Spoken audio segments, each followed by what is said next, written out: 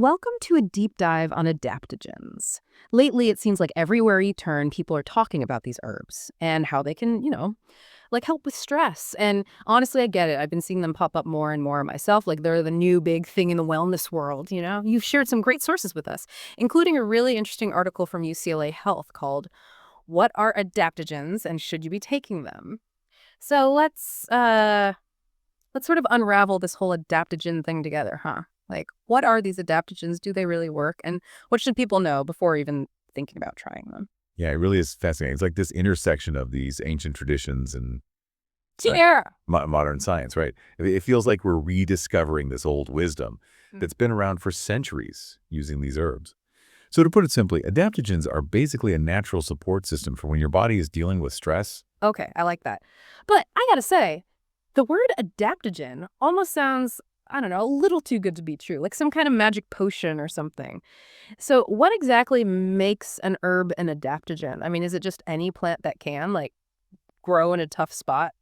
Good question. And it's a really important one because Hmm. just because something is natural, it doesn't automatically mean it's an adaptogen. True adaptogens, though, they have to meet these like three key criteria. So first, they have to be safe, non-toxic, like at normal doses, right? We don't want any weird side effects. And then second, they have to actually be able to support your body's ability to deal with stress. And then third, they should help you kind of restore that balance, Yeah. after you've been through a stressful time. So it's not about just getting rid of stress completely, Hmm. but more about giving your body the tools to handle it, Hmm. better. Okay, so it's less about, like, shielding yourself from stress entirely and more about equipping yourself to... To navigate it better, like Yeah. building resilience to it. Yeah, exactly. It's about helping your body bounce back from stress more effectively Hmm. rather than just feeling totally overwhelmed by it, right? Think of it like strengthening your stress muscles. I love that, stress muscles. Yeah. So how do these adaptogens actually work? Like, on a scientific level, what's the mechanism behind all this stress busting? Well, researchers think that adaptogens interact with what's called the HPA axis. That's like your body's central stress response system. And they basically help regulate cortisol production, which is often called the stress hormone. You know that feeling when you're just wired and on edge? That's often cortisol going a little, Yeah. overdrive. And adaptogens can help bring things back into a healthier balance. So they're not like blocking stress out altogether. They're more like helping manage those hormonal ups and downs that stress triggers. Exactly. And it's important to remember that the research on adaptogens, especially from like a Western perspective, Yeah. is still pretty new. But there's definitely a growing interest in them and some promising findings. That makes me even more curious to hear about, specific types of adaptogens. Your research mentions some of the, I guess, popular ones like ashwagandha, ginseng, reishi mushrooms, I think. I've definitely seen those popping up a lot lately. I'm really curious if they live up to the hype. Can we talk about some of those star players? Oh, definitely. Yeah. But let's start with ashwagandha. It's one of the most well-researched adaptogens out there, especially when it comes to anxiety and sleep. It's been used for centuries in Ayurvedic medicine, so Yeah. it has this long history of helping people find calm and balance. Wow, centuries, huh? That's pretty impressive. I know from your notes that you were really interested in ashwagandha's benefits for sleep, and some studies do suggest it might be helpful for that, which, in our world, that's a big deal. Right, for sure. Okay, so next let's talk about ginseng. There are actually two main types, Asian ginseng and American ginseng, and both are considered adaptogens, but they each have their own sort of unique properties. And what's interesting about ginseng is it's often used to like boost energy and help fight fatigue. Ugh, ginseng. My grandmother actually used to swear by ginseng for an energy boost, especially during winter. So it's not just a folk remedy then. There's actually research behind those energy claims. Yeah, definitely. And then we have reishi mushrooms. They've been used in traditional Chinese medicine for thousands of years, mostly for their immune boosting properties. And now these fascinating fungi are even being studied for potential anti-cancer effects. But more research is definitely needed on that. Reishi mushrooms, huh? That one always sounded so mysterious to me, but now I'm intrigued. So we've got ashwagandha to potentially ease anxiety and help with sleep, ginseng for fighting fatigue and boosting energy, and then reishi mushrooms for immune support. I can already see why these are getting so much attention. Yeah, and that's just the beginning. Hmm. There are so many other interesting adaptogens out there. Rhodiola, for example. It's gaining popularity for its potential to help with fatigue and even potentially ease pain. Imagine that, tapping into nature's pharmacy to address like everyday aches and pains. Wait, reduce pain. That's really interesting. Tell me more about this rhodiola. That sounds like it could be huge for people. Well, what's remarkable is rhodiola actually thrives in some of the harshest environments on Earth, like think Siberia, the Arctic. It's almost as if the plant itself has adapted to survive these really extreme conditions, and maybe those properties can be, passed on to us. Researchers believe that rhodiola works by kind of increasing the body's resilience to stress Hmm. and also promoting mental clarity. Wow, surviving the Arctic. That says a lot about its adaptive powers. Okay, so what other gems are on this list of incredible herbs? I know you mentioned a couple more from the UCLA article. Right. We also have Schizandra. It's been traditionally used in Chinese medicine to help enhance mental focus and physical endurance. Studies even suggest it might help improve concentration and coordination, stamina too. So if I'm feeling that midday slump and can't focus, Schizandra might be the adaptogen to try. Yeah, exactly. And then last, but definitely not least, we have Tulsi, also known as holy basil. This herb has this long history of use in Ayurvedic medicine, and it's revered for its potential to increase focus, reduce anxiety, and boost the immune system. It's like a triple threat. Holy basil. I use regular basil all the time in cooking. I had no idea it had such a powerful relative. So we've got ashwagandha, ginseng, reishi mushrooms, rhodiola, schizandra, and tulsi, all with their own, unique benefits and these fascinating histories. It's definitely exciting to think about the possibilities. But I also want to be, Yeah. realistic. Are there any downsides to adaptogens or things you should be cautious about? Oh, yeah. That's a really great point. Hmm. While adaptogens do have this incredible potential, it's important to approach them with, a healthy dose of caution. So before everyone runs off to stock up on all these herbs, there are some important considerations to keep in mind. So, what kind of considerations are we talking about? What should people keep in mind? Well, I think the most important thing is to talk to your doctor before you actually start taking any adaptogens, especially if you're already on any kind of medication. Yeah, that makes sense. It's like with any supplement or anything, right? Yeah. You want to make sure it's not going to, mess with anything else you're doing. Right, exactly. Adaptogens can interact with certain medications, so it's always best to be cautious and get your doctor's advice first.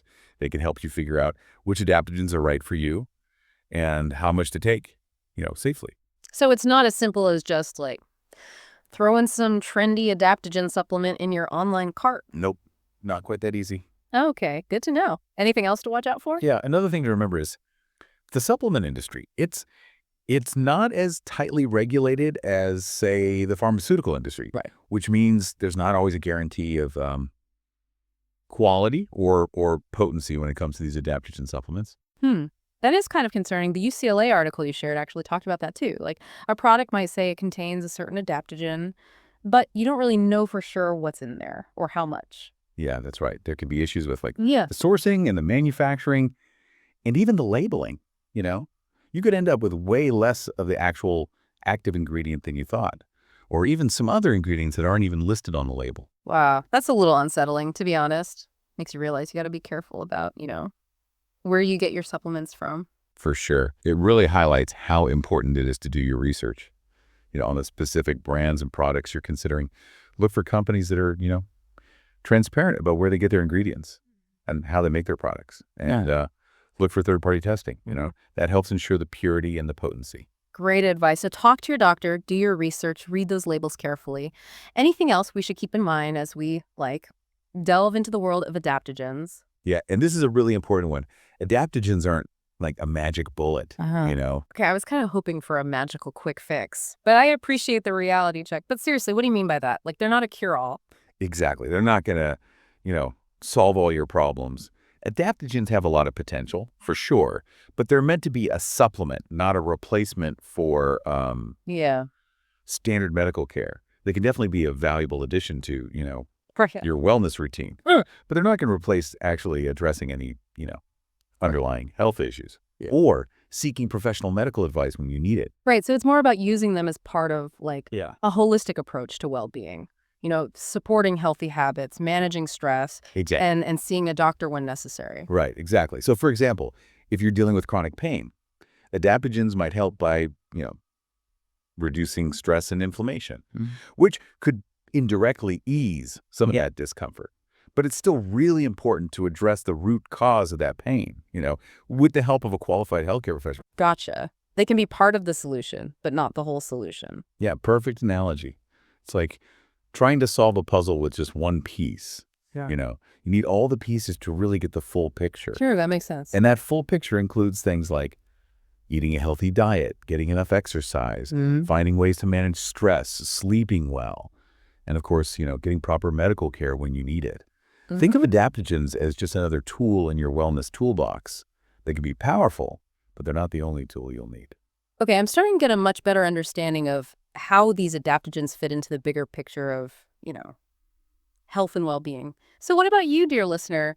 As we've been talking about all this, is there anything about adaptogens that's like surprising or confusing or just particularly interesting to you? While you're thinking about that, I want to bring up another point. As adaptogens become more and more popular, it raises some important questions about like sourcing and sustainability. Ah, that's a great point. We haven't even touched on that yet. Right. And it's important. A lot of these plants, they come from very specific regions around the world. And if the demand keeps increasing, it could lead to overharvesting. And that could really damage those ecosystems, where these adaptogens actually grow. Yeah, that's something we definitely need to be mindful of. Like with any resource, right? We have to think about the impact our consumption has on the environment, on the communities that, cultivate these plants. Exactly. So as you're exploring the world of adaptogens, don't just focus on the potential benefits for yourself. Take some time to think about the sourcing practices of those companies, the ones you're supporting.